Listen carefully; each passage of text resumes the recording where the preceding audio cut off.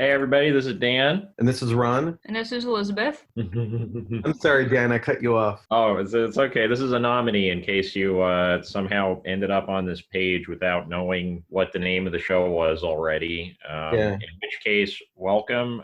You've apparently found us after we made it. I knew it would happen. And just remember the name because we're only getting bigger from here. We have a literal captive audience for the next couple months anyway. And captive hosts. And captive hosts. We got captive everything. This basically a nominee is a prison show now. That's just our thing now. Yeah. Complete with solitary confinement? Well, for Ron anyway. Oh, right. I've got solitary. Well, you had Elizabeth solitary for a week. Well, not exactly. I was only really limiting my movements for a 24-hour period because I miraculously felt better after 24 hours. I think mine just spread out on the bed. Although I did kick Dan out for 3 nights. Okay. All right. Just to be safe. But I played a lot of video games. Good times. Yeah, so hopefully everybody out there, obviously if you're listening, you've survived what might be the peak by the time this gets posted. Your chances of spontaneously dropping dead are decreasing. So congratulations, you did it. God. Statistically, there's a lower chance you're gonna drop dead than there was when you were listening to our previous episode about the 2009 political comedy In the Loop.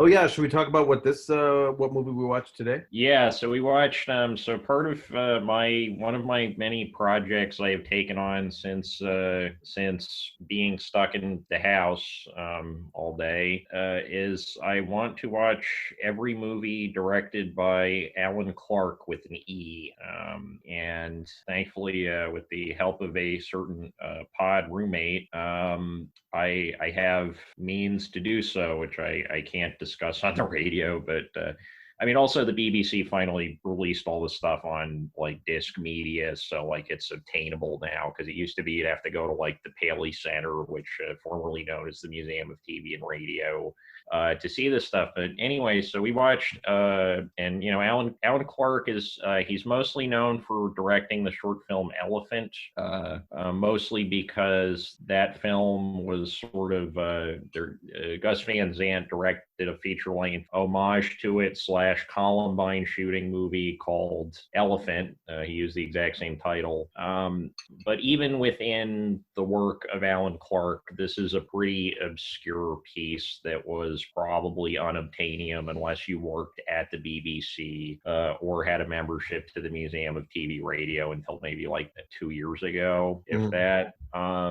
And yeah, the film I'm of course speaking about, which isn't technically a film. This was shot on high quality broadcast videotape, and that was in the credits. You could see that everything was listed as video editor.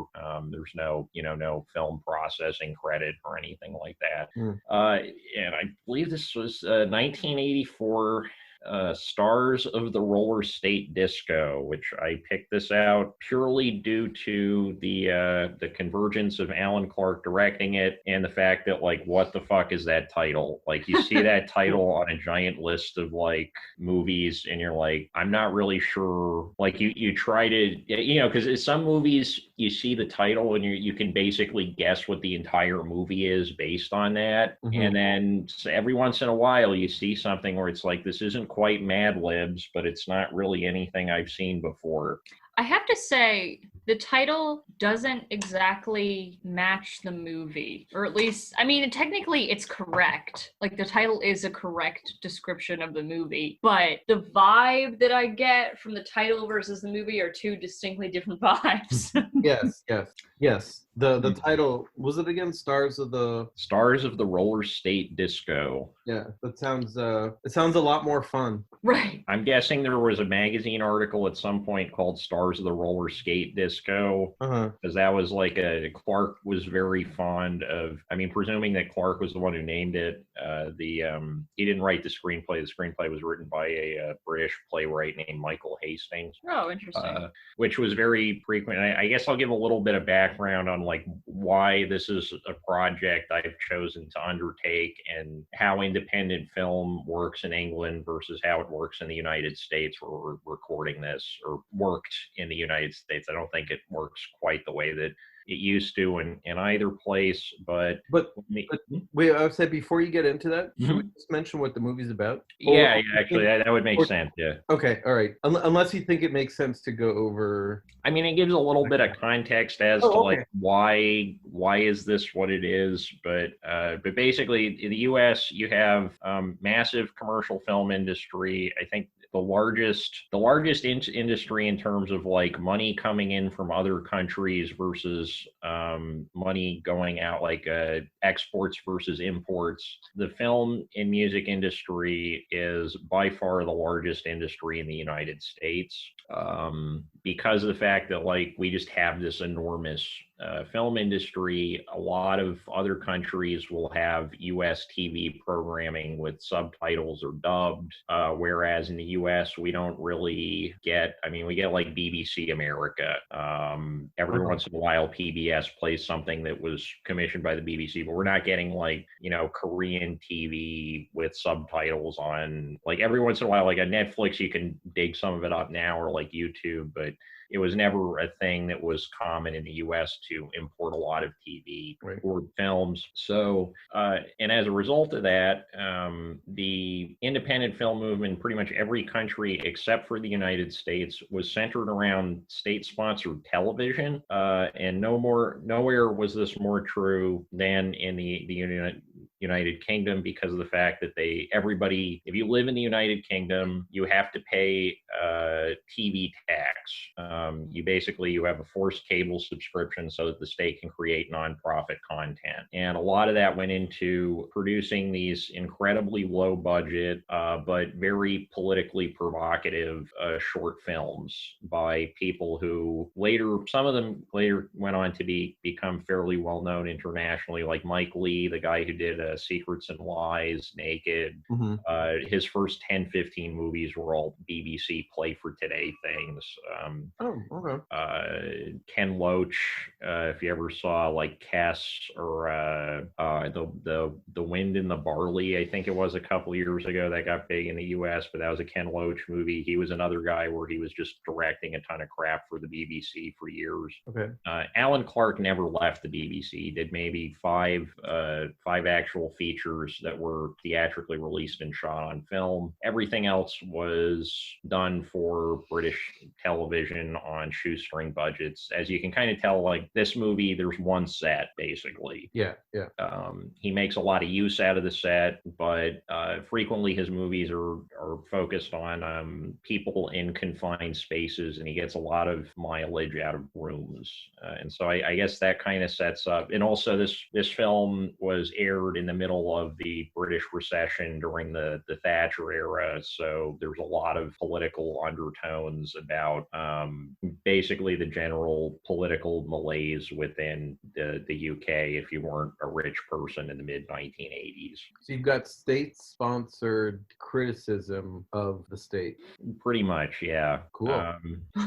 It's a weird thing, but yeah, the politically radical UK cinema was mostly TV, which is weird. Although on the other hand, you could bury the stuff really easily, because like most of the major like Play for Today, screenplay, half-hour story, I'm trying to think. I mean, they had a bunch of programs where it was just sort of an anthology of sponsored short films with a title, kind of like the Wide World of Disney. That Disney would just produce a TV movie every couple weeks, but it would be technically an episode of Wide World of Disney. So that's what Play by Today is?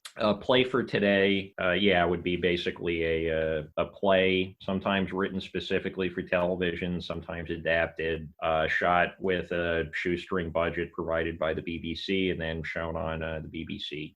And the single most watched program in all of UK TV history was an episode of Play for Today called Abigail's Party, which we should watch at some point. I think if you've never seen it. Wait, wasn't there something like the other stations had some some major news thing or something? Yeah, it was basically there was a giant crisis. So the only thing that wasn't airing like 24/7 stuff about the crisis was this bizarre play about this woman obsessed with having the perfect house party. Her husband drops dead, and she hides him under the rug and keeps having the house party for an hour and a half.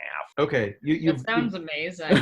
It's a great movie. Yeah. Is that readily available in the U.S.? That is very easy to find. Yeah. Okay. The other Mike Leigh stuff I think is easier to find now because they also finally released a box set of it. His BBC, the Mike Leigh BBC stuff is amazing as well. Yeah. So, what era did this movie take place? And you said it was the recession during the Thatcher era, so I'm guessing either late 70s, early 80s, or am I'm gonna guess totally it's off? I mean, it aired in 1984. I'm gonna guess based on what was being discussed, it couldn't have been written much earlier than that. Okay. So yeah, early 80s. Early to mid 80s. Okay. Yeah, and so I guess like a brief rundown of the plot, or I mean, I've been talking a lot, so you guys, I'm handing off the ball. Okay.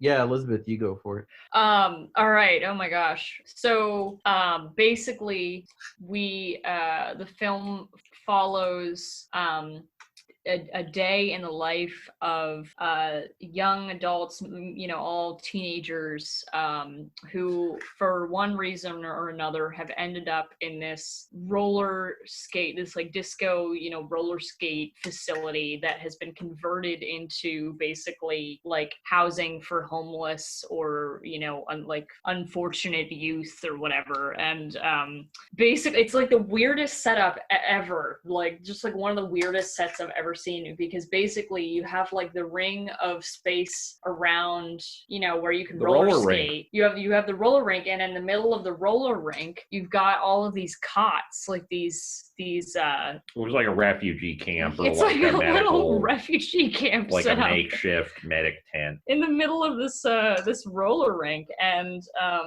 basically the whole function of this place is to house these young people who are out of work or haven't been able to find work, and they're each assigned a number when they come into this facility. And if there is a job opportunity or more often a volunteer opportunity that comes up that is perhaps utilizes some of their skills that they have in their file, their number gets called and they're offered. And most of the jobs that you hear, like, they're really like, most of them aren't paid. They're like really low end jobs with not a lot of opportunities for advancement.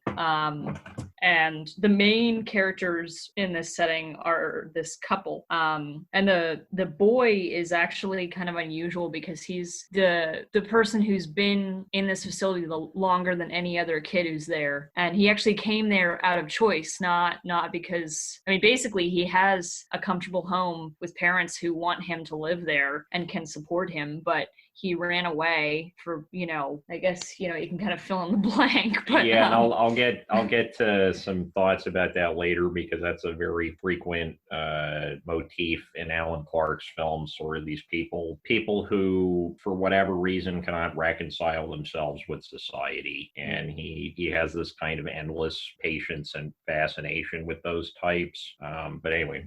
Right. So, yeah, he checks himself into this like facility basically, and his girlfriend or fiance, we find out, leaves her job to come in to try to get him out of there. And she arrives in the morning and gets assigned a number, and we see them kind of, their sort of like relationship struggles kind of centering around his basically he's a carpenter, and he has this vision of the kind of job he wants as a carpenter. And he wants, he's like an idealist, so he wants it to be meaningful, and he wants to create work that will last beyond him. Right. And none none of the jobs that are called out for him are ever, they don't fit the bill, basically. So I mean, it's sort of like he went to the Culinary Institute of America, and they keep trying to tell him, like, no, you just have to work at McDonald's for 6 months. Well, but actually, one of the jobs that's one of the jobs that he got was actually not bad. It just that's the like thing. It wasn't good enough. It was never good enough. Yeah. Well, I think by that point, he just felt so betrayed by the society that he didn't want to leave the roller rank. Right. Either that or he didn't actually want the thing that he thought he wanted. Mm-hmm. Well, okay. Well, I guess we'd have to get into the final scene to really get into the nitty gritty of my personal take on this. But right. There's a lot of ways. That's the great thing about this movie is you can really dig deep into it. There's a lot of different ways that you can interpret and understand the characters' actions or inactions and how they. It takes like a very absurd premise and brings a lot of like incredibly complicated emotional content into it and like psychological content. All playing out against this totally absurdist background. Yeah. Because like these intense struggles are playing out and everyone in the background is just roller skating. Well, and I think that's intentional, and that kind of adds to the, like, because it looks like what the leisure spaces of the 80s looked and sounded like. From what I can remember during the heyday of shopping malls, the inside of a shopping mall always sounded like that. Like it was dance music, but like with so much reverb, it sounded like you were hearing it from underwater or something. Just because of how sound travels inside of a building like that. And it, there are some very heavy-handed metaphors here. They can't get out. They're constantly moving in circles.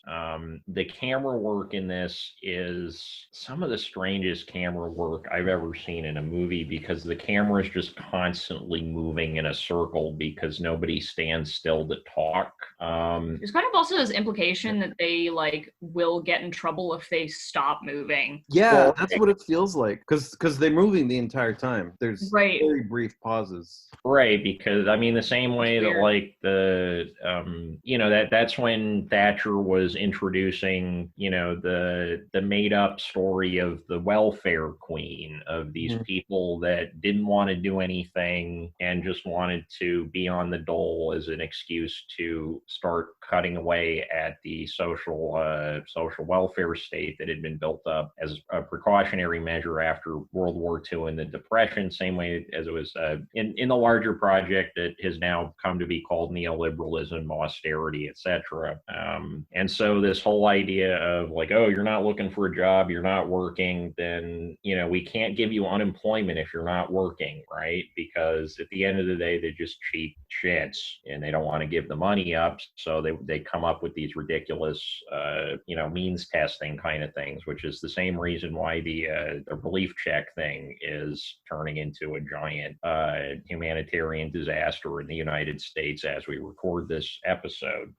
But so the one person that we get to know, the person that I don't know if we're identifying with him. Yeah, I guess. Well, the hero of the story is the one who leaves home. So he's made that choice, doesn't go back, given, despite his mother's exhortations. So that's the second choice that he's made to be on the dole. Right. And he's offered jobs. He's got multiple job opportunities and he turns those down as well. So that's 3 times that he chooses to be on the dole. And so I know during the movie I made the comment about like, well, so is this saying that the poor are poor by choice? That was a quote by Reagan. It was something like that in which he asked, aren't the poor really poor by choice or something like that? Right. And that's what the movie makes it seem, because the one prisoner that we talked, well, I don't know if prisoner is the right word, but I guess it's about right? Like they literally can't leave. So the implication is that they're all stuck in the roller rink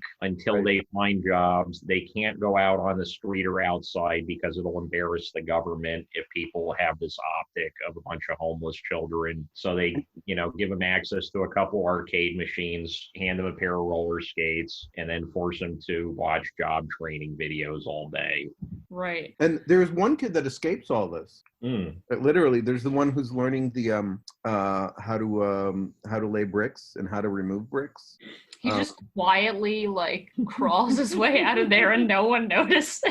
Yeah. He's been following. That's the real victory of the movie. Yeah, and the guy watches him. Our hero watches him, and it looks like he briefly considers following the guy, and then he doesn't. So he had there's a forced choice. He had this opportunity to escape. So okay, not work within the system, not work within the suppressive system that limits his choices. He can actually escape that whole system. He chooses not to do that either. He is actually, so here he even chooses to be within the system. I think, which kind of like leads to my theory that I think that he actually likes it there. I think that, which you kind of... I don't think that's what's going... Okay, I interrupted you. I think... Well, I mean, there's a couple of reasons why I think that. For one, we see that he is even, his fiance is imploring him throughout the duration of the movie to like, please accept like any of these jobs so they can like have a life together outside. And eventually, like, we realize that he like their relationship and his love for her isn't even enough to get him out of there. Like, he just won't take any of these jobs, and eventually she leaves because she has to live her life. She can't be held back by this man who's like not taking any of these opportunities. And then there's, at the very end of the movie, there's a new kid who comes in, and the protagonist starts talking about like, oh, there's like, this is the very end. This is the very end. Spoiler alert. Okay, should I not say this? No, because we're gonna have to talk about it. But I think this is a movie worth watching. So I'm just gonna give like a general spoiler alert. Like, if you have any intention of watching this movie, I suggest watching it. I was very impressed personally, but we're gonna spoil all of it. So should we give a like 15 seconds to do the full spoiler? Oh no, we're gonna talk about the full spoiler later on, anyways. There's no real way to discuss this, I think, without spoiling it, because it's a very intricately structured film. Right. Okay, so anyone who wants to watch the movie first, this is your chance to do so before. And if you can't find it, it's on the Alan Clarke at the BBC box set. All right, so here we go. I'm gonna count down from 5. And who's gonna? Elizabeth, are you gonna spoil it since you've been synopsizing this for us? Well, I'm not going to. I mean, basically, I'm just going to talk about the part that was relevant to my point, which was. Okay. Wait. So I'm gonna count down. Right. 5, 4, 3, 2, 1. Spoil. Spoil. Well, he starts talking to the new kid about, the skating rink and how, everyone can be warm and comfortable in there, and you can play games all day if you want to. And, you can get these job opportunities, but you can kind of play. But basically he's like describing the everyday life in this place, but kind of in this light that, for me at least, kind of made me realize that I think that he had this sort of toxic idealism about what the kind of life that he wanted to live, the kind of job that he wanted to have, that just wasn't going to happen, at least not at that stage in his life. He wanted this perfect thing that he wasn't going to be able to get his hands on. And so it was more comfortable for him to stay in this place where he didn't have to make decisions, and he didn't have to, make tough choices about his life and about trying to make a living and trying to make it work on the outside, in the outside world.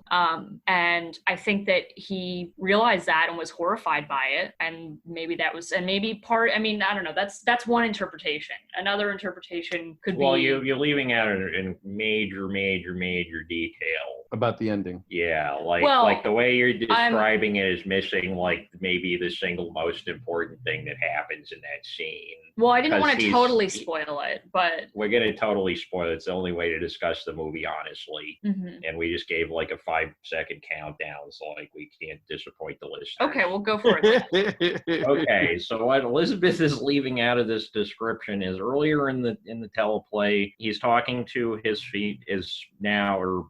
fiance as she's about to become his ex-fiance, and he takes this incredibly sharp tool that was used by a master craftsman at some point and was given to him as a gift, presumably during his apprenticeship, to learn fine fine carpentry. He points out like, oh, this is sharp enough that someone could carve out their own name in glass with this. And then as he's giving this rosy, idealized picture of the roller rink welfare office, he cuts his own wrists with this carpenter's edge and then just keeps spinning around the disco rink as he bleeds out, and that's the end of the film. Right, just to make sure, you've just gone from one scene near the beginning of the movie to a second scene near the end of, at the end of the movie. Right, but like you can't understand the significance of the action that he takes without this idea of him carving his name, or this line about carving his name into glass, because then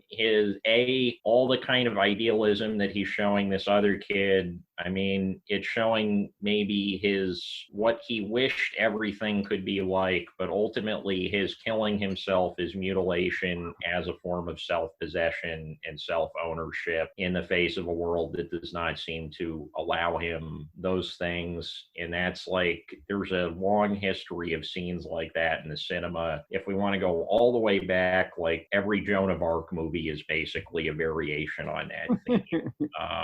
There was a great short film that I saw when I was in New York called Selective Service System that was literally just a guy taking a shotgun, shooting his foot, and then blood spurting out of it to get out of the draft. Mm-hmm. It was a documentary. I guess technically it's a documentary because the guy did actually shoot a hole in his own foot. And I think that to say that, oh, he wanted to be in the roller rink, given the bleakness of everything that seems to be suggested outside of I think there was just too much cognitive dissonance between his own disappointment and the kind of things people needed to tell themselves to live on the outside world, where he was only ever going to feel at home in the roller rink. And the only way he was ever going to take possession of himself was to mutilate himself, as he does at the end. Well, I mean, I don't disagree with that. I mean, the other guy was able to do that by mutilating a wall, and actually there's a lot of stuff about anger and violence as self-possession in the film.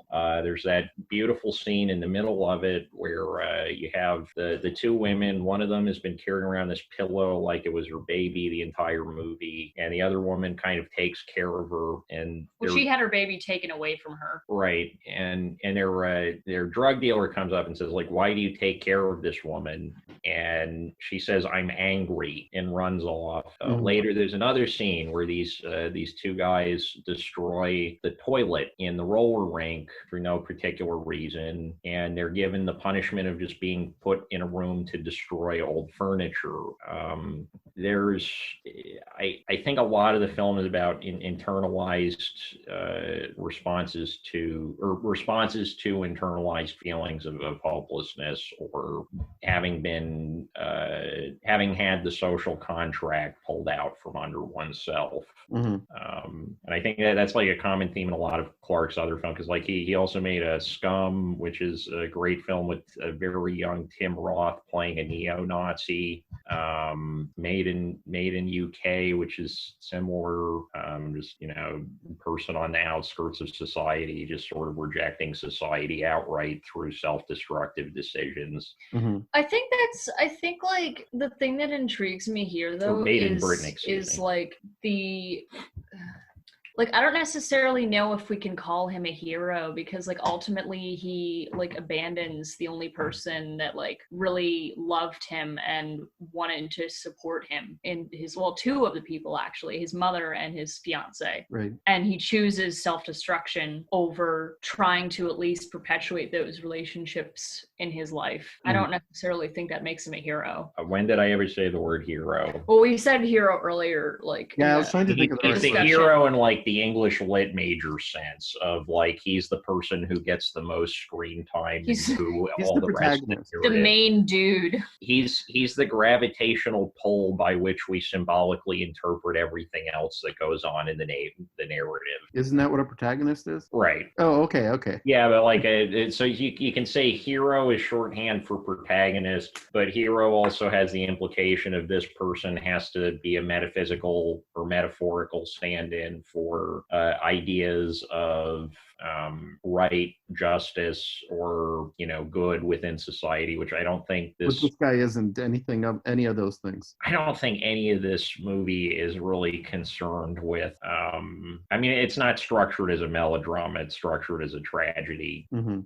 Because you kind of know something bad's going to happen. Like, there's no real sense at any point that anything good is going to happen to any of these people. Well, one good thing happens to the fiance. She leaves. Yeah, but she still doesn't get what she wants. No, that's true. Well, maybe she does eventually. We don't know that. Well, yeah, but that's like where, when you're interpreting a film, like, I could imagine that, She makes a point she escapes, or she makes a point to leave a situation that she, I was going to say a situation that she doesn't like, as opposed to him, but no, he likes it very much. He's very comfortable where he is. I don't get the sense that he actually likes it that much, though. I don't get the sense that he likes anything. Right. I get the sense that he's kind of like stuck between a lot of things without any option that he would want enough to commit to it. Well, I think that he likes the fact that being in the roller rink means that he doesn't have to make any decisions. Well, that's the sense in which it's comfortable. Right. So he doesn't like it, but he feels comfortable there. But he's comfortable. Right. And there is a difference between those two things. Right. That's an important distinction. I mean, I think there's a point at which idealism does become toxic to oneself and one's community. And maybe if the world around you is toxic enough, it doesn't matter. But I think this movie raises an important question about that. I mean, how, I don't know. I like that term, toxic idealism. That's a great term. Because at a certain point, it just becomes it becomes like something you can't. I mean, you're stuck with what you're stuck with, right? Like, you can only do so much to change the world around you. So you have two options. You can either freeze and not do anything, or you can try to change things in small ways. I don't know. I mean, I feel like it's relevant to our situation right now, because we're in a terrible situation all around the globe with governments that are, authoritarian and oligarchic and worsening the situation because of their horrific responses to the pandemic. And it makes you really question, like, okay, this is a terrible situation. What do we do? Yeah. I mean, I think we're probably going to be forced to make some very difficult decisions about what constitutes self-possession, what constitutes dignified living, and what lines we're willing to cross in order to survive, basically, because, you're going to have like this combination Spanish flu, Great Depression, with the world's great military leaders all being effectively like Nazis. Yay! We're number one. Yeah, wow, what a depressing Oh, no, okay, but that's just we're number one. We 8 billion people are number one. Well, that too. I was just talking about like coronavirus fatalities, but got it. Fatality, yeah, because we surpassed Italy. Yeah, we surpassed China. Number one, and China, yeah, and they got like 3-4 times as many people as we do. I think honestly, China's response to this was better than ours. If I can put it was still pretty bad, but it was. If I can put out a controversial opinion. I don't think it's. I mean, Xi Jinping. He tried to do the same things, but he had a technocratic state around him, and finally did take severe measures when he realized he couldn't just cover it up. But his treatment of the early, the people who gave out the early indications this was going to be a big deal is shameful and criminal. Oh yeah, definitely. But I mean, like I don't know. The only good news story state-wise is South Korea did a great job. Right, that's the only good story. I guess my point is actually that people pin the blame on China in order to ignore the fact that the U.S. response has been horrific, and we have a garbage failing government. Well, I mean, China's always been more of like a psychological like handball wall for the United States than a real place, right? Because like for most of my life, when I was a kid, all the talk was China's so backwards. You never want our country to become like China on one hand, and then on the other hand, they're working so much harder than you in school, and they're going to surpass you. So like, what is it? Which Like is pick it, one, right? Yeah. It's projected anxiety. There's, China. It's like the trash talk that like sports teams give each other, like a big match or something. Like, So which did it turn out to be? It turned out that the actual lines of engagement were money versus no money, and the whole country borders thing was an illusion. You don't believe in nation states, do you? I mean, I believe that things that exist. I don't believe that they're primary drivers in history the way that they'd like to think of themselves. they used to be, but it's changed. I mean, the nation state, it's a historical construct. We happen to be living in a period when it's a very dominant historical construct, but we're probably going to survive to see the other side of that tunnel, for better or for worse. I mean, it's been the sort of the development, the trajectory of international politics for a while. But ultimately, the decisions that they're making are more determined. The actual revolutionary force is the economic structure of the society. The thing that takes over the country is not the other country, but the form of trade and the relationship of people to the things that the society produces and the means of producing those things, in my humble opinion. So this As a man with a big beard. This is why I like the Soviet Union, because it was a proper empire. It wasn't a nation state. Russia, nation state. Latvia, nation state. Soviet Empire, not a nation state, right? Well, I mean, we're going to end up with, we're sliding into feudalism, right? Because, like, honestly, it's bigger international news what Amazon is thinking about something than it is what the vast majority of countries in the world think about something. California is a larger economy California is the sixth or seventh largest economy in the world. Six, yeah. Yeah. Or at least, the last I heard.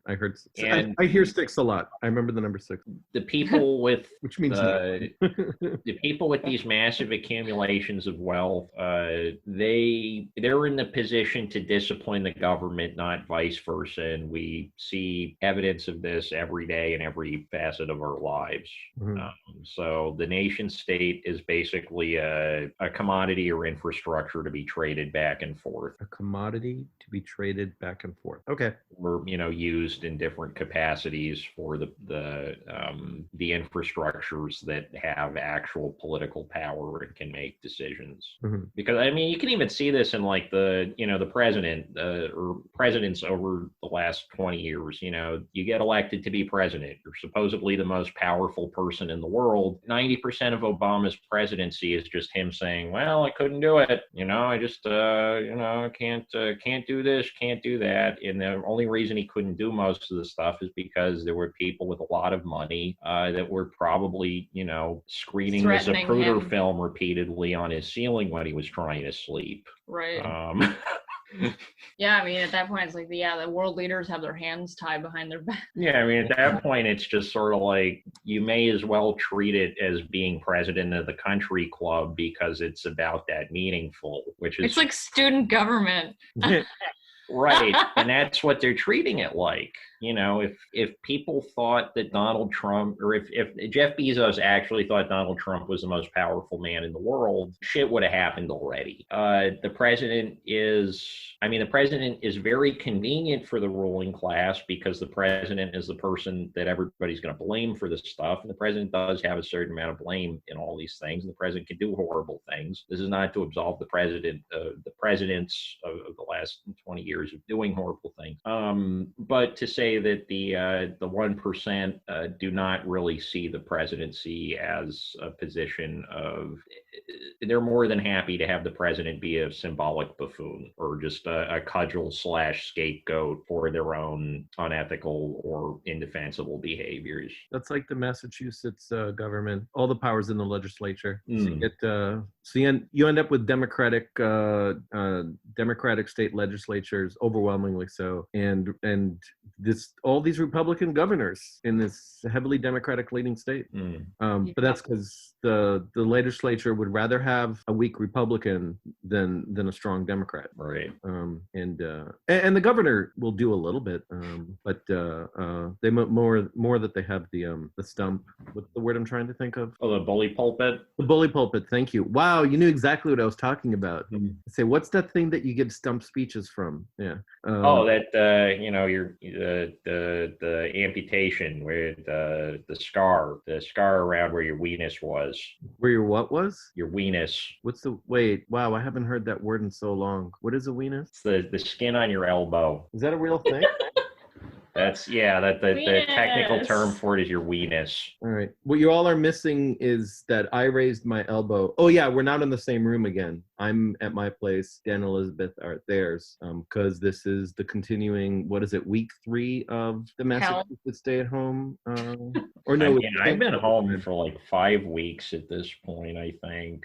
No, it's not been 5 weeks. Right? Well, I know. Pretty sure it's been. We're about to enter. Okay, so 3 weeks ago, I was at your place. 3 weeks ago, you were here? Yeah. That was only 3 weeks ago? That was 3 weeks ago. It was 4 weeks. Pretty sure. Because I feel like it was the beginning of March that this all started. It wasn't the beginning. So, okay, I can give an exact date. So, 5, 6, 7, 8, 9, 10, 11, 12, 13. My first work from home day was on March 13th. So you technically started that following Monday. You started after, because that was the last day you did dog. So technically you started Tuesday.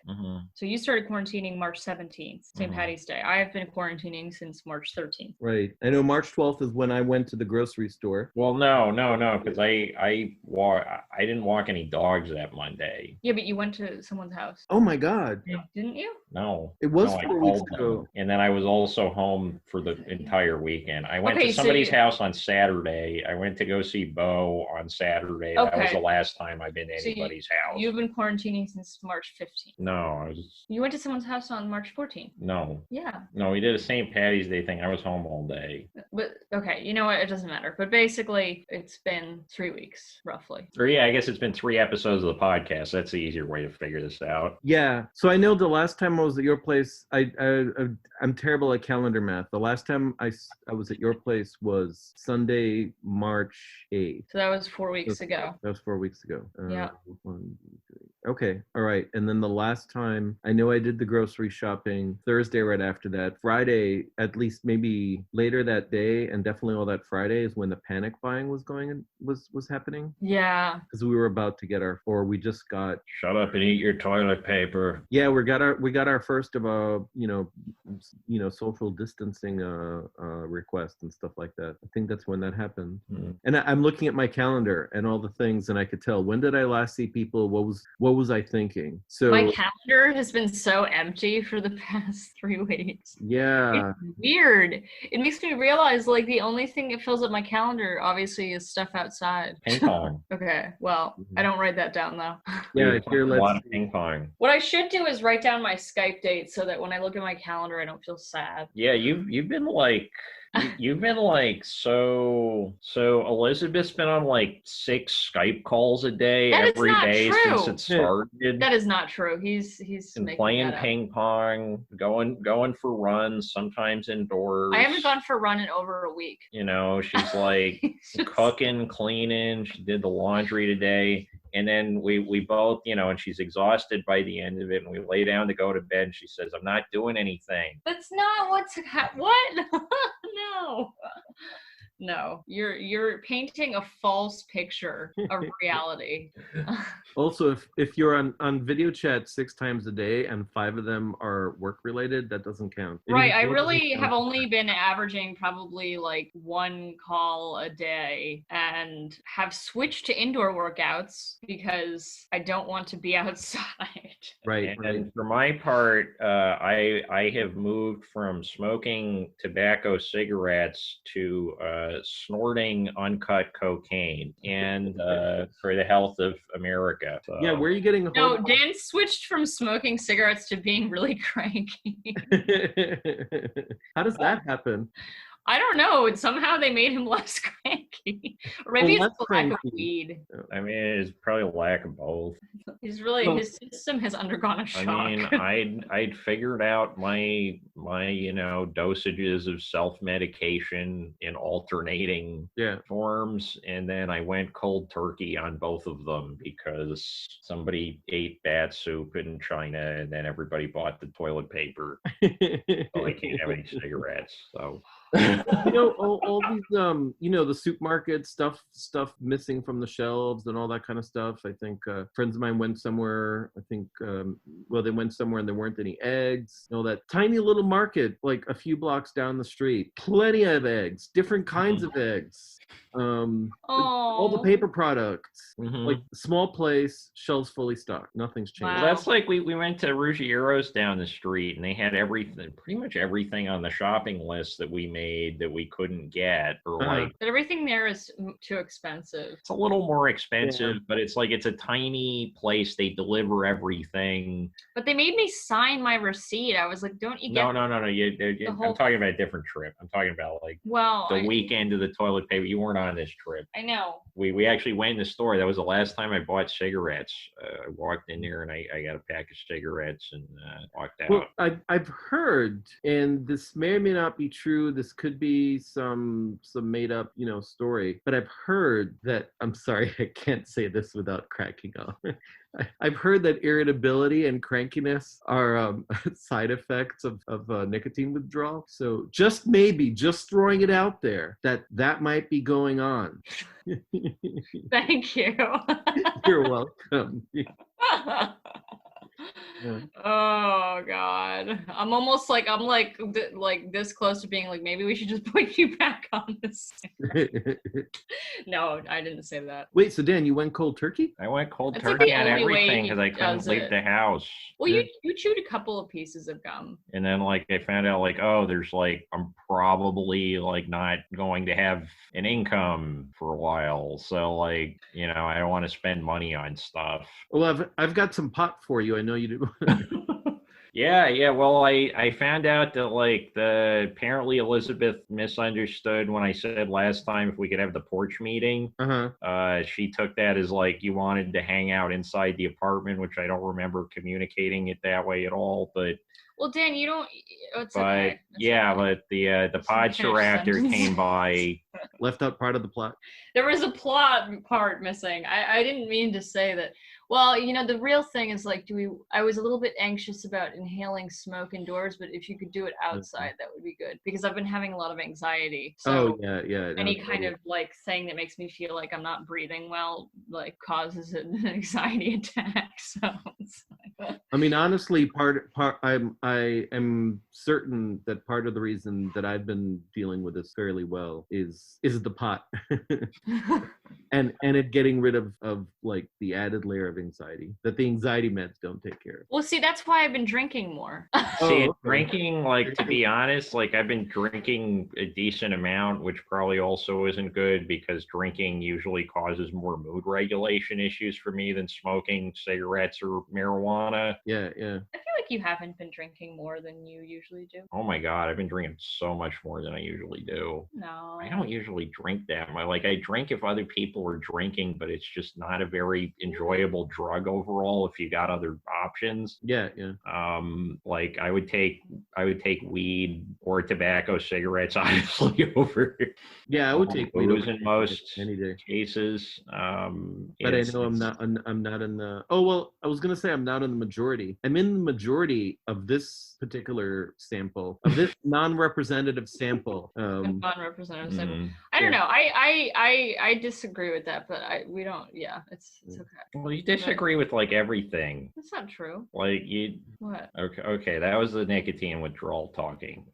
Okay, reset button. All right. Roller skating, disco, Margaret Thatcher. Go. Oh yeah, that's right. The movie. So I had a little bit of a hard time with it because of the this was just the production values. They felt like this was BBC production values, which is, you know, not a very meaningful statement.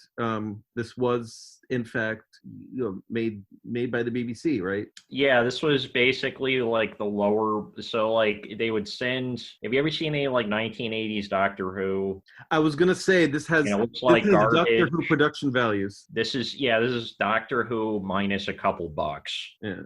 Okay. Right. Doctor Who without Daleks. Yeah, Doctor Who where they don't need to dress up the garbage can. They just leave it a garbage can. They can't afford to dress it up. Right. Yeah, so that's I was struggling with that a little bit. And it's nothing to do with the content of the movie, nothing to do with the dialogue. Yeah, I was having trouble following. We ended up putting the subtitles back on at a certain point. Oh, you did? I put them on briefly, and it got them. I was just noticing and laughing at how wrong some of the stuff was. Oh yeah, because you were getting the closed captioning. So we've been having a different, or we've been sharing the movies a different way than we normally do, pretty much every week because of the quarantine. And this week, Ron saw them on because it was a little bit difficult getting a copy of this. I saw it on an MKV file on my computer that had, I believe, like actual professional subtitles in it because I didn't notice any issues. Ron was watching a copy that I uploaded to a private YouTube channel with whatever Google Ear or whatever they call it could like throw into closed captioning. I'm kind of curious to hear some of the highlights because I can only imagine what it thought these people were saying. YouTube. Oh, it's hilarious. Yeah, you should watch it. You probably just need to watch like 30 seconds to get like a good feel for it. So do you want everyone to know that you had an MKV file somehow or other, and that you had uploaded it to a private YouTube channel? Sure. I mean, it's like I did it for the quarantine. You know, that's the BBC sponsoring me to like not go outside the house and cough on people. There you go. So thank you, BBC. By the way, I have another list that a friend of mine. My friend with the cinema. They posted a list of all these more free resources, film resources. All these films are on from everywhere that we could watch. Yeah, I've been watching so many movies.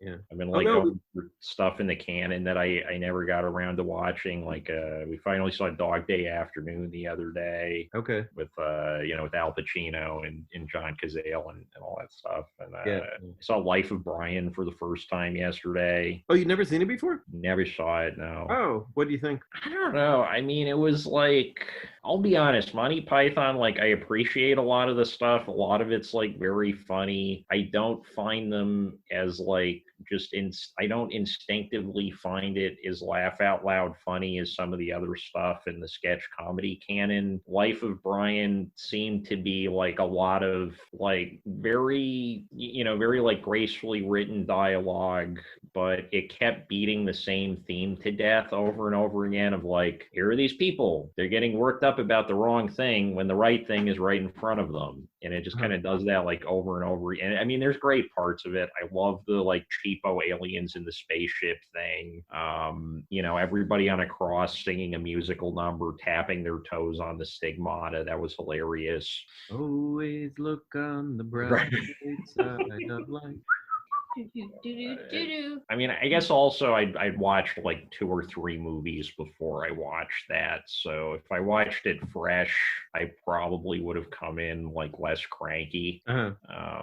Let's see, which one? Not The Meaning of Life. The Meaning of Life is shorter sketches, shorter relative, not like Saturday Night Live sketch length, so longer than that. But I mean, it's I'll have to watch that one next. Yeah, it's probably more like 7, 8, the equivalent of 7 or 8 sketches. Yeah, because it's like structured a little bit like Everything You Want to Know About Sex, but we're too afraid to ask. Oh, there's something we could watch. Could we watch that still? What do you mean? Everything You Want to Know About Sex, but we're too afraid to ask because I own it. Oh no. I'm sorry. Okay. Oh no, not at all. Wilder Not with at the all. sheep is always great, but No. I meant The Meaning of Life is something that we could watch. Okay. Elizabeth, have you ever seen it? I can't remember. I know that I've heard of it. It's the last Monty Python movie. Oh, okay. Gene Wilder is in it? No, that's a Woody Allen movie called Everything You Wanted to Know About Sex, but we're too afraid to ask. There's this great sketch where Gene Wilder falls in love with a sheep. Okay. But I would like to see that. You want to see Gene Wilder fall in love with a sheep? I'm actually pretty sure that I might have seen that, actually. It's a Woody Allen movie, though. Yeah. I don't know. I'll watch it. It's like I like Gene Wilder. I don't know. But are you talking about Life of Brian? Well, we were talking about Life of Brian, then Ron mentioned Monty Python's The Meaning of Life, which is the third Monty Python movie and the last thing that they did together as a group, I think, before... I might have seen it. Chapman was the first one who died, I think, because he was the one with the alcohol problem. Yeah. Right, Terry Jones only died, like, not too long ago. Yeah, the rest of them... Well, because Chapman died, like, way before the rest of them. Oh, yeah, Chapman was in... I could tell you when he died. He died probably 90s, right? It was late 89 or sometime in... it was the fall semester of 1989 or the winter semester of 1990, because I know exactly who I talked to about it when it happened. So anyways, so it was a while ago. So that's 30 years ago, right? Yeah. And then Terry Jones died in the last year, I think. Yeah, like not too long ago. So that's the rest of those guys have been pretty busy. Like John Cleese had a TV show a couple years ago for BBC where he's going around interviewing people about faces. Okay. I know. Wait, who else? Then there's Eric Idle and Terry Gilliam's been directing movies. Yeah.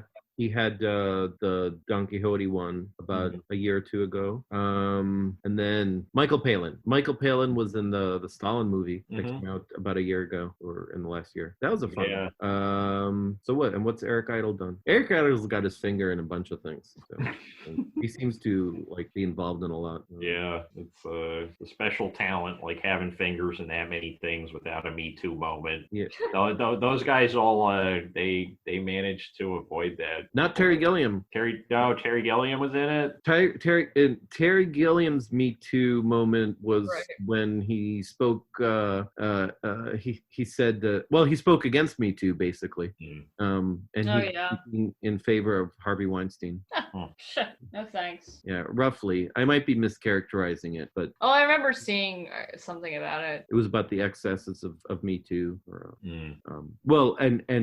rather, it was him referring to it as excesses. I don't know. I'm going now well beyond like anything. Remember, I guess like Kids in the Hall, they were kind of brilliant because they got around the whole thing by like never casting women in anything they ever did. Yeah. Presses, so there was no space for it. Well, that's definitely the solution then. Yeah. I mean, have you ever seen Dave Foley in a dress? It's definitely the solution. Yeah. I mean, the guy looks like what's Ingrid Bergman's daughter? What's her face? He looks like Isabella Rossellini in a dress. It's frightening. Like not frightening, but like it's unnerving. Unexpectedly sexy. Well, it is an episode of News Radio where he walks in a dress and what's her face? His love interest on the show, that like kind of super tense reporter lady. What's her name? And anyway, and he walks in a dress and she's like, Dave, you look better than me in a dress or something like that, and she just like hates him for looking better than her in the same dress. Wait, what the fuck? That's stupid. I would have been like, let's get it on, baby. Yeah. Well, that wouldn't have been a good episode of News Radio though. Missed opportunity. Things can't go right on news radio.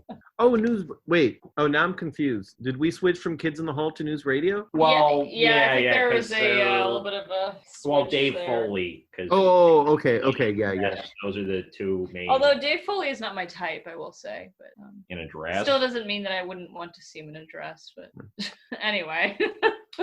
That just went down a weird road. Well, he might not like entice you that much, like wearing men's clothes. Yeah, we don't know, right? He looks vastly better as a woman than as a man. I'm just saying that as like a 100% heterosexual man. I find it funny. Never mind. What? I'm not gonna say it. I'm like. So, Doctor Who. No, we watched a roller skating movie. Mm-hmm. So when you first gave me the title, I had a very different idea of what this movie was. And then you also then give me the brief synopsis and like, yep, that's definitely not what I imagined. This movie wasn't really fun. No, it's a really depressing movie. Yeah, I thought that even with sort of the heavy topic, that it'd be fun because it's at a roller disco. Although I will say that I've never had fun at a roller disco. Me either. So maybe it actually makes sense. Wait, why? That I have never had fun at a roller disco? Yeah. Well, I'm not very good at it. And I have my memory, my strongest roller disco memory was of it being a school activity. And after at I don't know, 7:00, everybody from the school, or at least in my grade, went to this one roller disco. And, so it was basically a party for the students. And I was awful. And I finally made it all the way around. It took me about, I don't know, 20 minutes to do so. And I walked off and I said, okay, I'm done. And my parents were there. My parents were there at an activity that was for the entire student body. So it was kids there, all sixth graders, not sixth graders and their parents. And they made them keep roller skating until they got jobs? Yeah. Basically. I was done. That was how I was raised too. What was that? That's how I was raised too.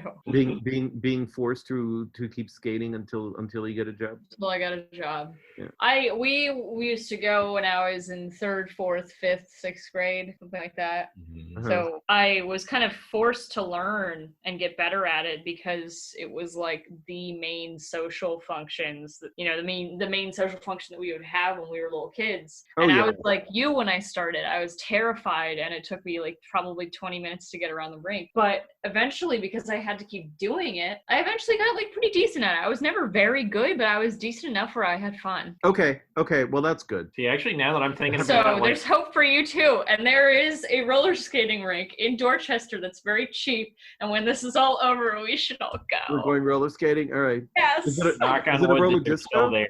What was that? Knock on wood that they're still there. Yeah.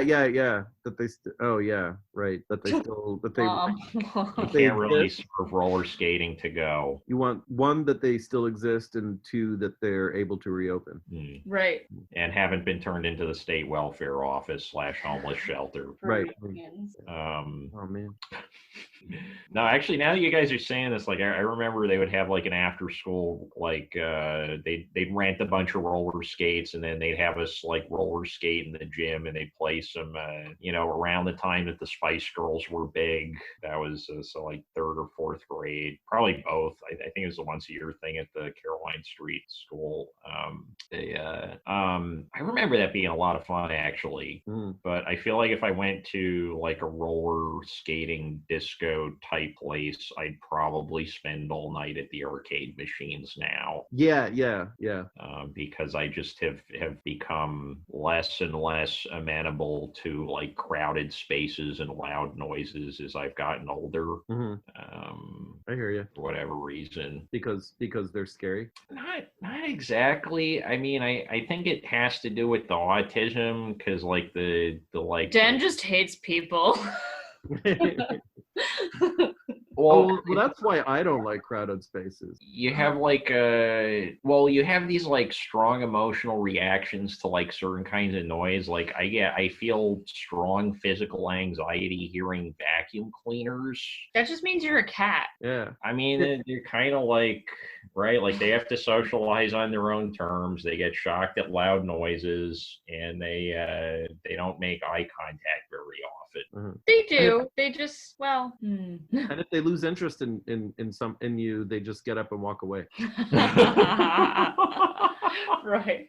Wait, but Ron, you like to go dancing though. I like to go dancing, yes. And that's like a crowded place. Yeah, I don't like it if it's too crowded. I can handle That's true. crowding, but I can't handle like packed like sardines. Well, then it's like you can't even dance if it's like that.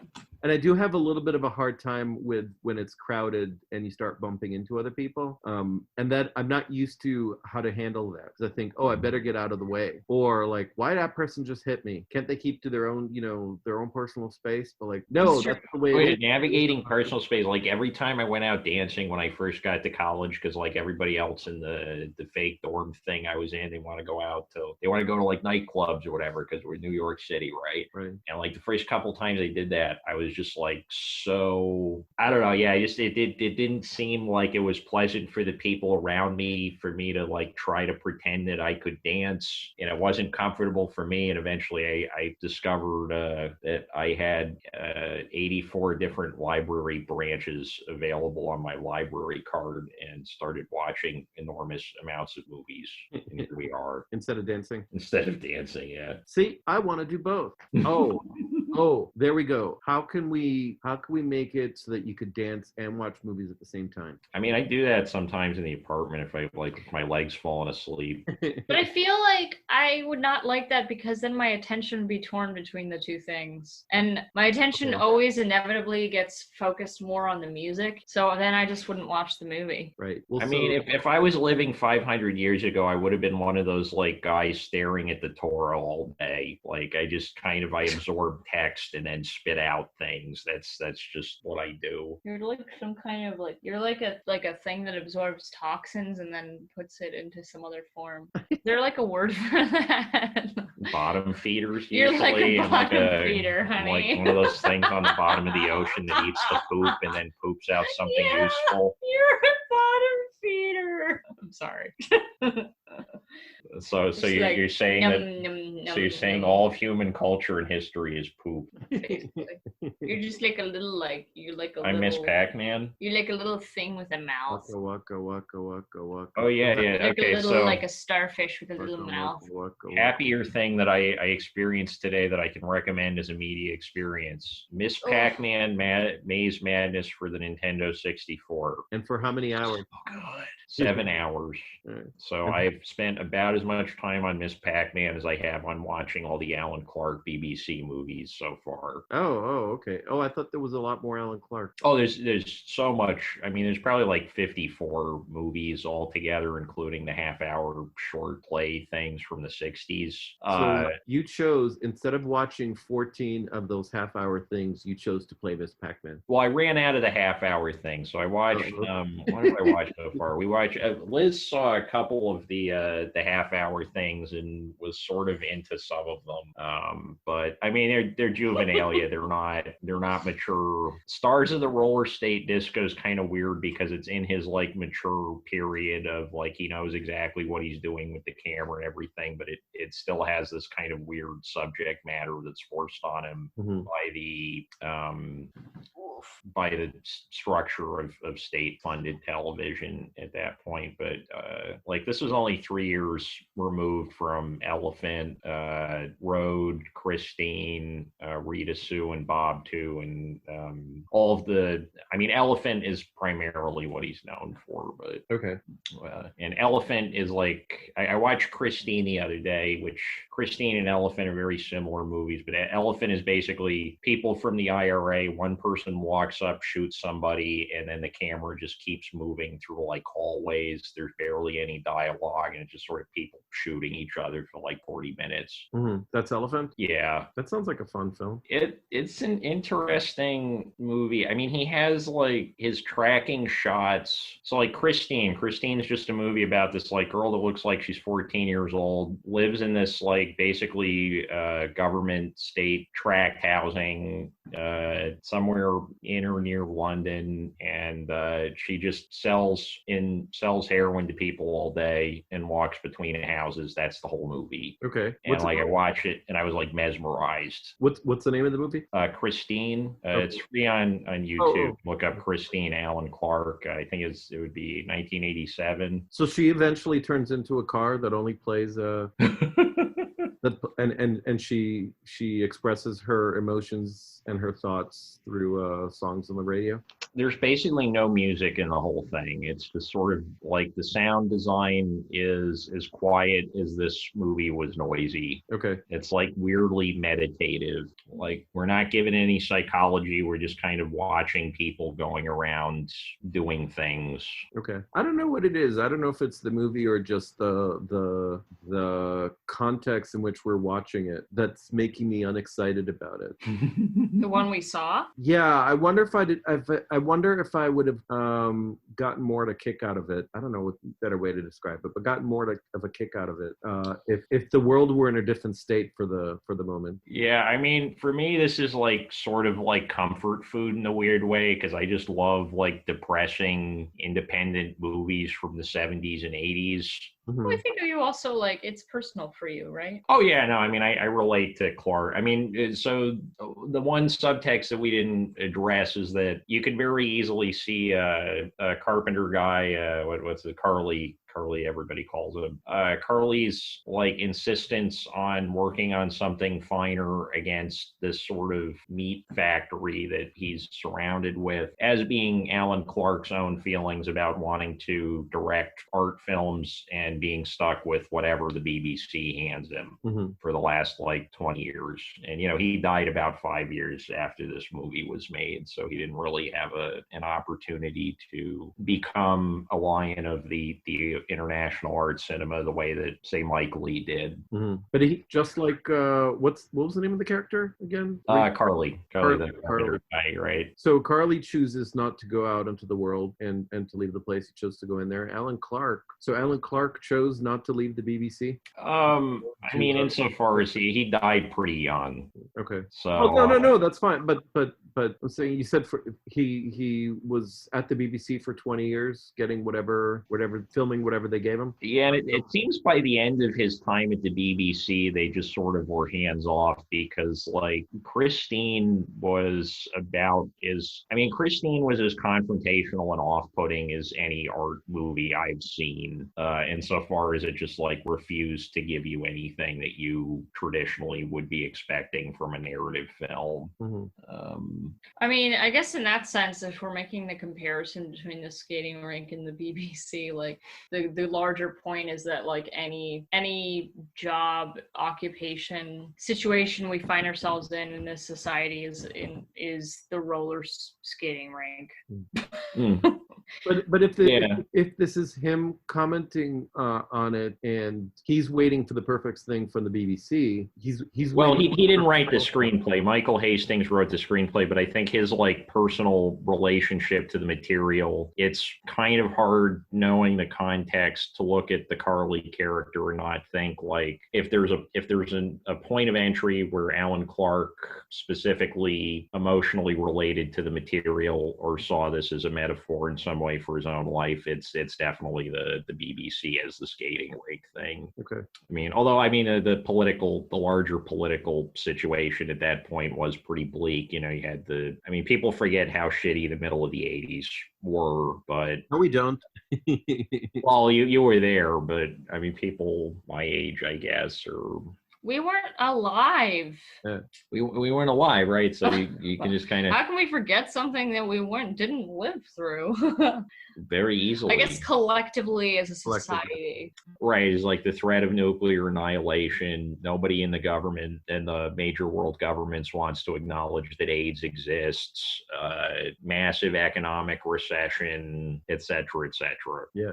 Several recessions, right? Several, yeah. I mean, the big one in the U.S. was in '88, but there was one that was, I think the bigger one in England happened pretty shortly before this Stars of Roller State Disco would have been written. I would have to look at that. The economy wasn't doing that well there at no certain points in the 80s, or all of them. Right. The 80s were a pretty bleak time in England, which was a good time for Alan Clarke to make movies about, bleak people or bleak lives, not really heading anywhere. Yeah. And he was a busy beaver doing that because there's like so goddamn many of these movies. I just did a quick check to make sure we're still recording because I just realized there isn't an obvious thing that says recording like right in my face that I check every so often. Sounds like, oh my God, where'd it go? Oh my God, it's not recording. Oh no. Oh yeah, there it is. Different place. And it says recording. So. Oh yeah, it's in the corner there. Yeah, it's not just the little, it's not just the symbol. Anyway, okay, so roller disco. What else is there to say about it? I mean, it's, there think was it's a lack of marginally... disco. There was a lack of disco. I That feel was like, very pointing. For being in the title of the movie, we could have had a little bit more. I feel like there was so much disco that it was like claustrophobic, right? Because you can barely hear what anybody's saying because this pumping music is just playing in the background constantly. Oh, see, I don't even remember the music. Yeah, it didn't sound very disco-like. I mean, nothing sounds like it in a shopping mall like 30 years, or not 30 years, but like 22 years ago. The last time I was inside a shopping mall when it wasn't like a cultural dead thing, the music never sounded like music. It bounces off the walls way too much, and there's nothing to absorb the sound because you just got these like tile walls. And I feel like it probably was disco music, but it's just disco music is that much more noise from the outside world. Somehow I feel like Alan Clarke did not have a particularly positive view of disco music. Yeah. I mean, it's weird. It has like the attitude of punk, but it has the word disco in the title. Yeah. It's definitely an anti-disco movie. If there was ever a movie that could have been titled No Future, Which I feel like I was led here under false pretenses. I never saw that's this. That's why we needed to watch Xanadu. So if we had watched Xanadu, then there would have been disco music and like disco scenes. Yeah. Next time we'll do Xanadu. Yeah, that sounds good. What was that? Next time we'll do Xanadu. That sounds good. All right. Let's do that. Not Meaning of Life. Let's do Xanadu. It's time. It's time. I gave enough of an enticement for it. Insisted that it would be what we watch, and then changed my mind because I didn't want everyone to hate it after such a. All right. I think that's just a sign, Ron, that you have to take the risk. That I have to take the risk. All right. Let's do it. Next time we watch Xanadu. Okay. Elizabeth, you definitely have to be. You have to be here for Xanadu. Okay. Yeah. Next time, we're gonna change your name to Elizabeth Newton-John. Oh, nice. Kind of rolls off the tongue, right? Wait, what? The pod. Don't worry, I already filed the paperwork. Yeah. No, I didn't consent to this. I like my name. Yeah, we do too. Elizabeth Newton-John. You sound like a star. God damn it. You sound like a star of the roller skate disco. Oh, instead of the roller skate disco. Yes. Yeah, I didn't even catch that until we were talking about it. I'm like, I should have actually read the title carefully. Wait, you thought the title was Stars of the Roller Skate Disco? Yes, that's not nearly as interesting as Roller Skate Disco. This must have been jarring. It was. You gave me a brief description, but I didn't. Yeah, I thought we'd get a lot more disco dancing stuff. We got a lot of roller skating though. Yeah. Like he did not. I think that's the most roller skating I've ever seen in a movie. Yeah, probably is even more than Xanadu. What everyone's missing right now, and I'm getting like front row seats to, is Elizabeth doing some disco dancing in the background on the couch. Elizabeth is doing disco couch dancing, not just any couch dancing. That's what those do's are associated with. It doesn't get the same. It doesn't have the same effect when I'm just like wobbling around on the couch. Wait, so Elizabeth, were you saying you didn't consent to having your name changed, or you didn't consent to watching Xanadu, or both? I don't consent to having my name changed. Oh, okay. It's too late. No. I already told your parents. What is this? Yeah. I don't understand this nonsense. The magistrate has already ruled on it. Oh my God. We're not even going to call you podcast anymore. You're just Elizabeth Elizabeth Newton-John. Yeah. Oh, And well, to it think, makes me sound like a singer, which I am. So maybe that's there you go. appropriate. Yeah. Did You you just know, It makes you sound like you're Elton John's beard. I sound like Elton John now. Did you Well, just that- identify that- yourself as a singer?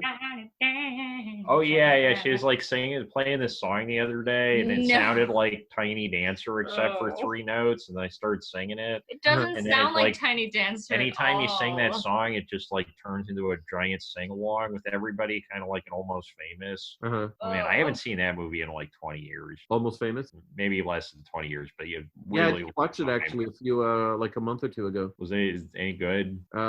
It was as good as it was when I first saw it. So like 2.5 stars. Yeah, that's Yeah, about right. right. Like I'm not a big Cameron Crowe fan, I think. I remember thinking that movie was awesome when I was a kid, just because I didn't know anything about the history of rock and roll, and like I was like, oh, it's the dude from Mallrats.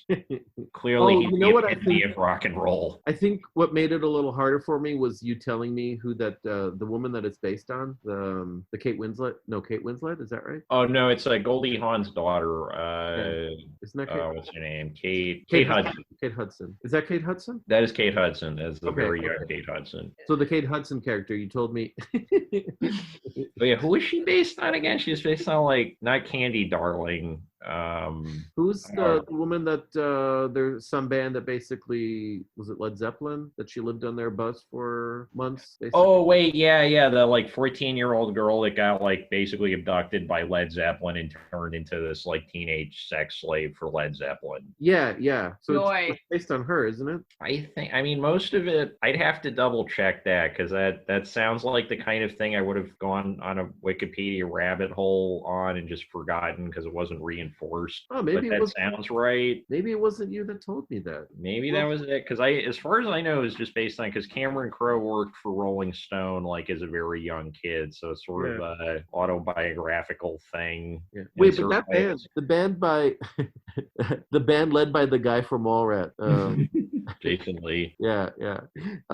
He that wasn't a real band, was it? I mean, it was probably based on a real band if the entire thing was based on his experiences. I forget if it was Led Zeppelin or like Foghat or who. It would make sense if it was Led Zeppelin. Yeah, it would make a lot of sense if it was Led Zeppelin, yeah. Yeah. Okay, now I definitely want to look that up. Yeah, because I mean, I wouldn't doubt that it was based on What's Her Face. I mean, it could also be based. Did you ever see that documentary Groupies from like 1968? No. Oh man, that's one we should do on the podcast at some point. It's just like interviewing what is it, like just random people who were famous for being rock groupies. Uh-huh. And they interview you ever heard of the Plaster Casters? No. I think there's a reference to them in Almost Famous, but there were these women that would go around making like plaster casts of famous rock guitarists' erect penises. Kind of like Rasputin or something, like American Rasputin, or no, Rasputin. That's supposedly his actual penis that's in the Russian National Museum. But yeah, they would. That's the whole story, basically. That they were famous in the late '60s for going around making plaster casts of rock stars' dicks. And that was a real thing. That's not a. That was real, yeah. Okay. Yeah. So are those plaster penises like on display anywhere? I don't know if any of them survived. I mean, that's supposedly like they mention it in every book about Jimi Hendrix because it's like the source of, because like every Jimi Hendrix biography for whatever reason wants to mention that he supposedly had like a 12-inch dick. Uh-huh. And they're like, the plaster casters ran out of plaster or something like that. But like, I find it really hard to believe if the guy had that many drug problems. That he had a 12-inch penis? I mean, like maybe if it was, circulation it seems like a big thing in there. Yeah. Oh, totally. It would. All those drugs would totally affect his erection. But yeah. But maybe he was lucky. Maybe, yeah. I don't know. Maybe it was like 18 inches if he was sober. Right. 12 was small for him. Right. He's like he's an equisapien. Yeah. Anyway, that was I'll look into the Almost Famous thing because that sounds really.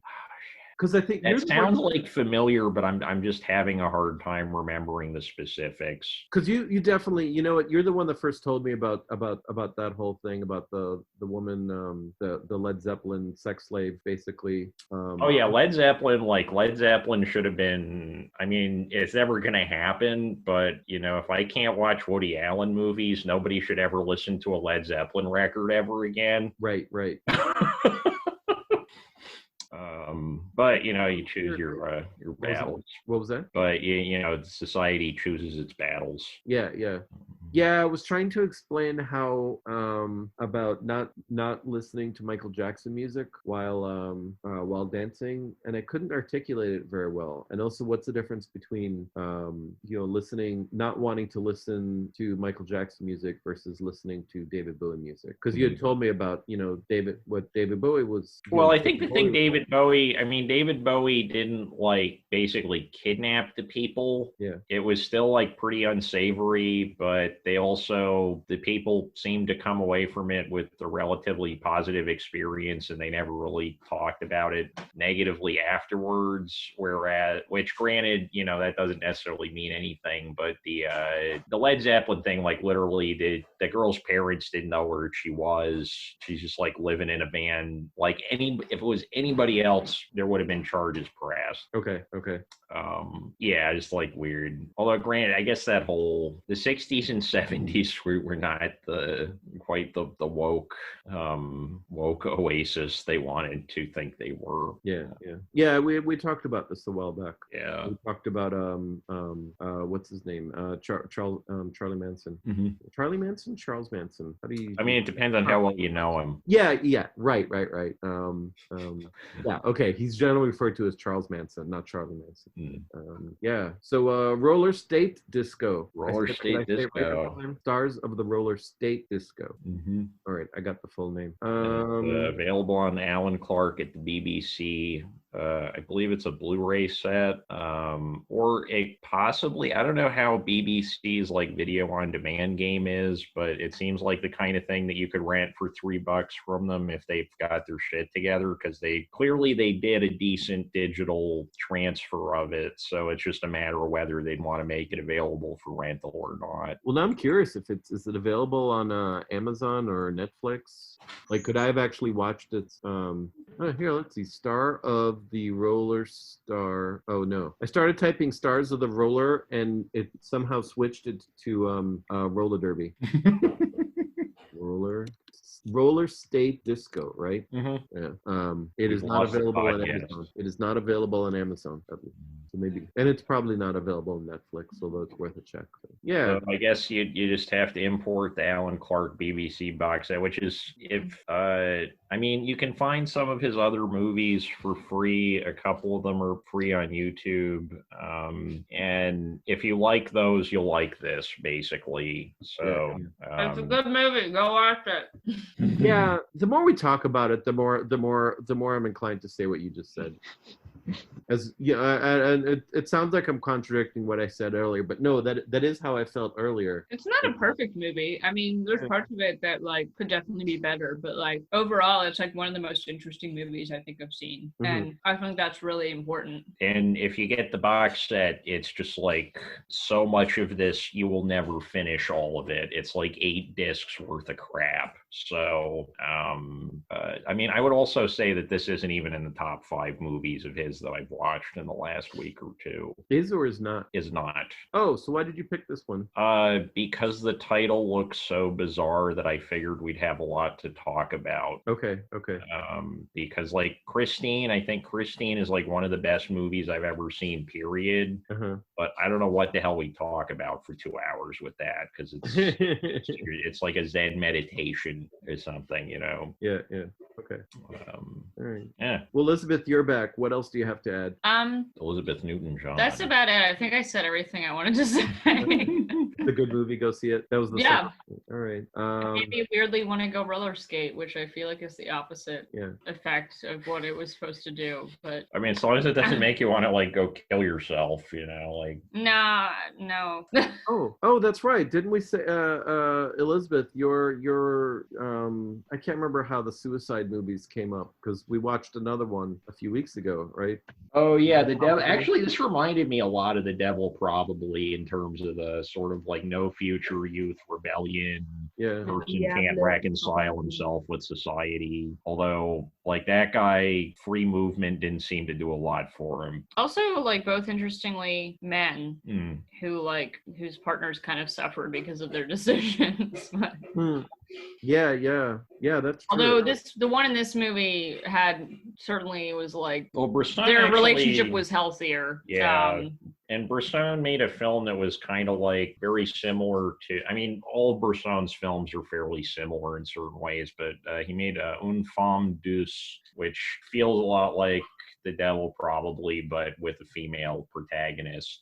Oh, I'd be interested to see that. Same thing with Mouchette, which is about a young woman who faces a seemingly bleak and godless world. Which sounds like a toe tapping good time. Yeah. Really... Oh yeah, I mean Bresson is just like, you know, and throw it on at parties, you know, any of those movies. We're like Halloween, am I right? that would be the most depressing Halloween movie. Everyone's expecting like Halloween movies. And Well, just, you know, like, people playing this depressing French film. People go to a Halloween party and they're expecting a movie called The Devil Certainly. You know, none of that wishy-washy bullshit. Probably, yeah. They're expecting this zombie movie that their parents didn't let them watch. Le Diable, oui. Le Diable, probablement. Le Diable, le Diable, certainement. The devil with certainty. Oui. Yeah. Le Diable. Oui. With his big red exposed butt and pitchfork. With his what? With his big red exposed butt and pitchfork. Exposed button. Giving candy to all the little trick-or-treaters. Oh my. Wait. I suppose we have theological differences about the bareness of the devil's ass. Okay. All right. I got it. I was like, I must be misinterpreting what Dan is saying. So okay, no, I wasn't. I'm like, yeah, it's meaningless. I'm thinking about a baboon, maybe. Like, yeah, actually, that's kind of what I was thinking. I was thinking like there were a bunch of cartoons when I was a kid. Where like, so I was like 8 or 9 years old when they decided that you could show butts on U.S. kid cartoons, and just like for 5 years, when I was a very impressionable youth, just every show, if they show the devil, he's got a big red butt and it looks like a baboon butt. You're going to see the butt. And it's like that whole episode of Dexter's Lab where he's just naked the entire episode so that they can show as much butt as possible. I mean, there was that whole show on Cartoon Network called, what is it? Because it was Ed, Ed, and Eddie, and then Ed, Ed, and Eddie would have the segment IR Baboon and I Am Weasel, and the entire point, or no, Cow and Chicken, not Ed and Eddie. Cow and Chicken was basically just a reason to show butts on TV, and then there was a spin-off show called IR Baboon and I Am Weasel that was just like, oh, can we put 2 times as many butts on TV as the other show that literally the only reason it exists is to show cartoon butts on children's TV. Okay. And that was my earliest conception of the devil. A devil having a big butt or having a butt? Like, it's shiny, it's red, and it's all over Cartoon Network when I get home from school. All right. So the devil was on there on a regular basis? Oh, yeah. Oh, okay. I feel like they'd make like hell or heck jokes a lot on those old shows. I mean, it's that whole episode of Rocko's Modern Life where they get sent to heck and like all the signs are just the typewriter symbols. No, I don't think I've ever seen a Rocko episode. Never? I don't think. Oh man, it's fun. Is that the one with the dog? He's a wallaby, but he looks Wallaby, kind of like a dog. Oh, maybe I have seen it. And he lives with a cow that's voiced by the guy who did SpongeBob. Yes, I've seen a few episodes of that, but years ago. That's when they would have been on. Yeah, that makes sense. It was the thing that aired next to Ren and Stimpy most of the time. Okay, that's probably why I saw a little bit of it, because I did used to watch Ren and Stimpy. Yeah, it had like a little bit of the same gross out factor, but like way more plot structure and character development as opposed to Ren and Stimpy, which is just sort of like brutalist, like performance art in cartoon form. It's still I still haven't wrapped my head around it that it was 4 weeks ago since I sat in your living room. No, does that mean it was 4 Sundays ago, which is actually 3 weeks ago? I feel like it's been longer, not shorter, because like I feel like I've been on lockdown for at least a month at this point. Yeah. Granted, I don't have the best like markers of time because I haven't been doing a whole heck of a lot, but 4. It's been 4 weeks. This is the 5th Sunday. I was over there. I was over at your place 4 weeks ago. yeah. So that's how long it's been. And even then we didn't realize how much things were going to change in just a matter of days. Yeah, it's like a whole other world. Yeah. I mean, like in the back of my head, I knew that the stock market was going to collapse and it was going to happen sooner than later because it was obvious, but I didn't think it was going to happen quite this. That was a fast, excitingly. That's not the word. I didn't think it was going to all happen at once. Right. The bubble would burst, but not explode. Well, like the air would leak out of it. Right now, we're just kind of whatever. So the podcast is staring at me. Will the podcast be returning? Will she be returning for the sign off? Yeah, I'm here. Okay. Right. Well, you can't leave the podcast until you have a job to go to. Yeah. We have to sign you out of the podcast. Otherwise, the podcast just continues and goes around in circles and circles and circles, and then more circles. Oh, no. Every once in a while, we stop to play arcade games. But after it does all that, do you know what it does? Do you know what else it does? What? It goes around in circles and circles and more circles. Cool. So this has been a nominee, and we have been your hosts. I have nominee questionable movies. Oh, nominee questionable movies, and this is definitely a movie with a lot of questions. Yes, and some answers. And some answers, indeed. So this has been Dan, and this has been Ron, and this has been Elizabeth Newton-John, and we'll see you next week. All right, except take care, Ron. We'll Skype you, America. We're gonna Skype you so hard. Yeah, or whatever video service we can grab a hold of. So many to choose from. I'm gonna make Sweet Zoom to all of America next week on a nominee. Sweet all right. Well, take care, everyone. And I was gonna say, Elizabeth, it's great to have you on, and I'm sorry for the reason that you're able to make it on so often. Oh yeah. Well, So there's a silver lining. It's a silver lining. Yeah. You have to stay positive.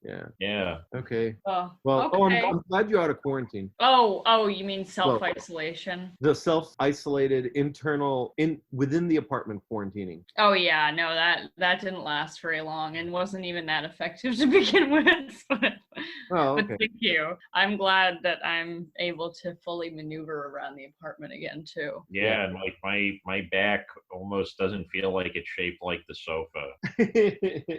So happy endings for everybody. Unlike in the movies, sometimes in the real world, the happy endings. I just got it. Okay. I see what you did there. Okay. All right. Shall we? All right. All right. Ciao. Take care, everyone. Bye.